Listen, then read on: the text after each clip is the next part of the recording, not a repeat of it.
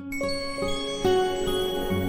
अगर वो कोर्ट के पेपर्स तुम्हारे हाथ में आए तो मेरा जो लॉकर में पड़ा चोकर है वो तुम्हारे गले में कहा था। नहीं मम्मी जी, 2 साल भीख मांगने के बाद आपने मुझे इयररिंग्स दिए थे, मैं नहीं दूंगी। मिस मुरैना, आप कुछ ज्यादा सख्ती नहीं दिखाते होते फिर, मतलब कोशिश तो करती है ना बेचारी। अगर उसने पूरी तरह से कोशिश की होती तो वो कोर्ट के पेपर्स उसके हाथ में होते, पूनम हो के नहीं, और मुझे ये सब नहीं करना पड़ा जो मुझे करना पड़ा। मतलब कैसे सोच लेते हो आप इतने आगे का? माँ कमाल है। रीत और राघव के हाथ उनके डाइवोर्स का दूसरा नोटिस भी नहीं लगा, मतलब उन्हें अंदाजा भी नहीं कि कौन सा तूफान उनकी ओर पड़ रहा है। मम्मी जी, मेरी बात तो सुनिए। आप एक बार मेरी बात तो सुनिए, मेरी कोई गलती नहीं है। आपको पता है मैंने बिल्कुल वैसा किया था जैसा आपने मुझे बोला था। मैं अपनी आईज उस डोर पे ही गड़ाए बैठी हुई थी।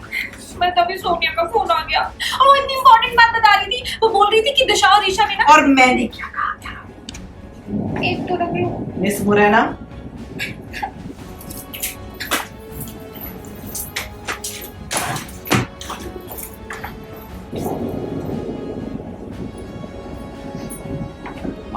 आप कुछ ज्यादा सख्ती नहीं दिखाते होते फिर, मतलब कोशिश तो करती है ना बेचारी।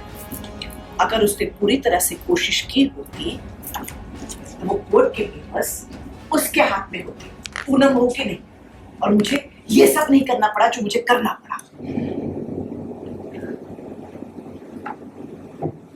बेस्ट है। नमस्ते दोस्तों, मैं हूँ जयंती भाटिया और आप देख रहे हैं मुझे चलिए रिपोर्टर पे, जो रीत और राघव के नाम से है, और उनके हाथों में अगर पड़ेगा तो मेरा खेल बिगड़ जाएगा। उनसे छुपा कर रखा हुआ है क्योंकि वो ही मेरे हाथ में एक शस्त्र है जिससे मैं इन दोनों को अलग कर सकती हूँ। ओके मैम, हमेशा बुआ जी जो है रीत राघव के बीच कुछ ना कुछ करके कांड उनको अलग कर देती। इस बार क्या प्लानिंग चल रही है? मेरी तो हमेशा ही प्लानिंग चलती है, फ्लॉप भी होती है, थोड़ी थोड़ी सक्सेसफुल भी होती है, लेकिन ये मेरा बड़ा ब्रह्मास्त्र है जो वक्त आने पर रिवील होगा, और फिर बैक इसके बाद तो बुआ जी जीत ही जाएगी। ओके, लास्टली ये पूछेंगे मैम कि अपकमिंग ट्रैक में ऑडियंस क्या एक्सपेक्ट कर सकती है? फुल ऑन धमाल। जैसे अभी तक हमने ऑडियंस को बहुत एंटरटेन किया है। हमारे शो की खूबी जो मुझे ऑडियंस रिएक्शन से ये पता चलती है, उनके कमेंट से पता चलती है कि हमारी स्टोरी एक चीज़ को लेकर बहुत दिन तक लटकी नहीं रहती। हम अपनी कहानी में हर रोज़ ही कुछ नया ट्विस्ट लाते हैं, नई ज़िंदगी में बहुत प्यारे मोमेंट्स भी होते हैं। अभी राघव और रीत लड़ रहे हैं, अभी नोक झोंक हो रही है, मुझे उनके नोक झोंक के सीन्स बहुत अच्छे लगते हैं। अगर मैं ऑडियंस बन के कहूँ, बुआ जी बन के नहीं कहूँ, तो मुझे उनके नोक झोंक के सीन्स बहुत अच्छे लगते हैं। मुझे सीन्स करने में मिस मुरैना के साथ मेरी टीम के साथ जो हम अपना प्लानिंग बनाते रहते हैं वो सीन्स बहुत अच्छे लगते हैं करना। I love perform this scenes, और तो ये हमारी सीरियल की खूबी है, हमारी कहानी की खूबी है कि हम फास्ट मूविंग तो है ही है, लोगों को एंटरटेन भी करते हैं, लेकिन उसमें विमेन एम्पावरमेंट और बहुत से ऐसे हम टॉपिक्स को उठाते हैं जो टॉपिकल भी है, और ये बड़ी आज की कहानी है।